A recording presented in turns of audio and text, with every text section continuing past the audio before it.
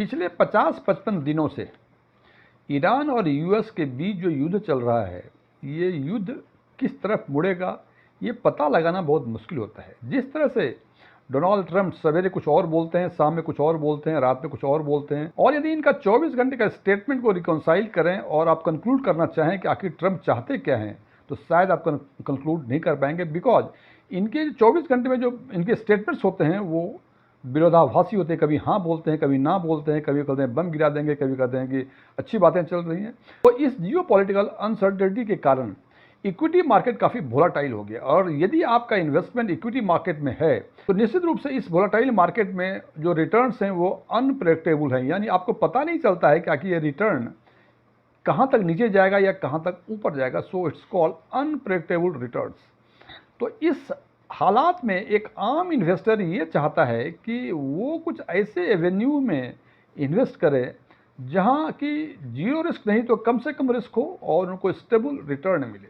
आज की वीडियो में हम चर्चा करेंगे 8 ऐसे गवर्नमेंट बैक्ड इन्वेस्टमेंट्स की जहाँ की आपको स्टेबल रिटर्न मिलते हैं। यहाँ दो चीज़ें बताएं, गवर्नमेंट बैक्ड इन्वेस्टमेंट और स्टेबल रिटर्न। इसका मतलब सीधे साफ शब्दों में देखें हैं तो वैसे जगह आपको इन्वेस्ट करना है जहां भारत सरकार आपको गारंटी देता है कि आपका पैसा डूबेगा नहीं, और जितना उन्होंने रिटर्न कहा है उतना रिटर्न आपको मिलेगा। और ये रिटर्न नहीं मिलने की संभावनाएं तभी हैं जब भारत सरकार ही डूब जाए। मैं डीएम झा, आप देख रहे हैं स्टोन टैक्समैन चैनल। यदि इस वीडियो में आपको कोई नई जानकारी मिले या वीडियो अच्छा लगे, इसको लाइक करें, अपने फ्रेंड्स के साथ शेयर करें, कमेंट बॉक्स में यस लिखें। और यदि लगे आपको कि इस वीडियो में ऐसी कोई जानकारी नहीं है जो पहले से आपको नहीं पता थी, या ये वीडियो ही आपको पसंद ना आया हो, कमेंट बॉक्स में नो लिखें।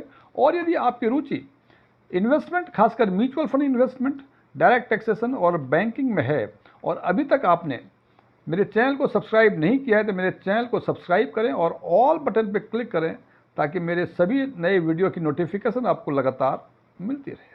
मैं बात कर रहा था कि 8 ऐसे गवर्नमेंट बैक्ड इन्वेस्टमेंट्स की बातें करेंगे जहां के स्टेबल रिटर्न आपको मिलेंगे। हालांकि छोटे से वीडियो में ये 8 गवर्नमेंट बैक्ड इन्वेस्टमेंट्स के डिटेल के बारे में पूरा देना संभव नहीं है, तो हम इन इन्वेस्टमेंट्स के बारे में छोटी छोटी बातें करेंगे। सबसे पहला, senior citizen saving scheme, SCSS। जैसे नाम से पता चलता है कि ये सीनियर सिटीजन्स के लिए है, यानी यदि आपकी उम्र 60 साल या उससे अधिक है उसके लिए ये एप्लीकेबल है। हालांकि बहुत सारे केसेस में जो VRS लिए हैं, खासकर जो आर्म फोर्सेस के एम्प्लॉई हैं, उनके लिए ये उम्र 60 वर्ष से नीचे भी है। समान स्थिति में इनमें वही इन्वेस्ट कर सकते हैं जिनकी उम्र 60 साल या उससे अधिक है। इसका टेन्योर है 5 वर्षों का। इसमें जो इंटरेस्ट मिलता है वो 8.2% मिलता है। इसमें यदि आप इन्वेस्टमेंट करेंगे तो tax benefit under section 80C, हालांकि सेक्शन 80C अब जो है रीनंबर्ड हो गया है। इनकम टैक्स रूल 2026 के हिसाब से देख लें कौन सा सेक्शन है जिसमें 1,50,000 तक का आपको डिडक्शन मिलता है यदि आप ओल्ड टैक्स रेजिम में को ऑप्ट करते हैं तो, और मिनिमम इन्वेस्टमेंट इसमें 1,000 रुपये है। दूसरी स्कीम है सुकन्या समृद्धि योजना। जैसे ये भी नाम से पता चलता है कि ये गर्ल्स साइड के लिए सुकन्या समृद्धि, गर्ल्स साइड के अपलिफ्टमेंट के लिए है। यदि इसके टेन्योर की बातें करें तो वो गर्ल्स साइड जिसके फेवर में ये इन्वेस्टमेंट किया गया है, वो उसकी उम्र जब 21 साल हो जाती है तो ये मैक्सिमम पीरियड्स का मैच्योरिटी का यही है। इनमें भी इंटरेस्ट 8.2% है। और जहाँ तक टैक्स बेनिफिट की बातें करें तो सबसे इम्पॉर्टेंट है EEE स्टेटस, यानी एग्जम्प्ट एग्जम्प्ट एग्जम्प्ट। यदि हम टैक्स बेनिफिट की बातें करें तो 3 जगह हमें टैक्स का बेनिफिट मिल सकता है। एक तो तब जब हम इन्वेस्टमेंट करते हैं, दूसरा तब जब उस पर जो ब्याज बनता है उस पर टैक्सेशन यदि हमको टैक्स नहीं लगता है, और तीसरा जब उस सारे पैसे को यानी मूलधन और ब्याज को निकालते हैं उस टाइम यदि हमें टैक्स नहीं लगता है तो उसको एग्जम्प्ट करते हैं। तो ये तीनों ही स्टेज पे यदि सुकन्या समृद्धि योजना में आपका इन्वेस्टमेंट है तो इन तीनों ही स्टेज में आपको टैक्स नहीं लगेगा, इसलिए इसको कहा जाता है EEE स्टेटस। तीसरा है NSC, नेशनल सेविंग सर्टिफिकेट। ये बहुत पुराना स्कीम्स है। इसका टेन्योर 5 वर्षों का है। इसमें इंटरेस्ट 7.7% है। इसमें अंडर सेक्शन 80C के अंतर्गत 1,50,000 रुपये का डिडक्शन का सुविधा मिलता है यदि आप ओल्ड टैक्स रेजिम को ऑप्ट करते हैं तो, और मिनिमम इन्वेस्टमेंट इसमें 1,000 रुपये है। 1,000 रुपये से कम का आप इन्वेस्टमेंट नहीं कर पाएंगे, 1,000 ऑनवर्ड आप इसमें इन्वेस्ट कर सकते हैं। चौथी स्कीम्स है किसान विकास पत्र KVP, ये भी काफ़ी पुराना स्कीम है। इनका टेन्योर 115 महीने है, यानी 115 महीने में आपकी रकम दुगनी हो जाएगी। इनका जो ब्याज का रेट है आज के दिन में 7.5% है। इसमें कोई टैक्स बेनिफिट नहीं है, यानी यदि उस पर जब भी पैसे आपको मिलेंगे तो जितना आपको ब्याज मिलेगा वो टैक्सेबल होगा। और यदि आप इसमें इन्वेस्टमेंट करना चाहते हैं तो मिनिमम इन्वेस्टमेंट 1000 रुपये है। पांचवा है महिला सम्मान समृद्धि सर्टिफिकेट, MSSC। ये भी नाम से पता चलता है कि गर्ल्स और वुमेन के लिए एप्लीकेबल है। इनका टेन्योर है 2 वर्षों का।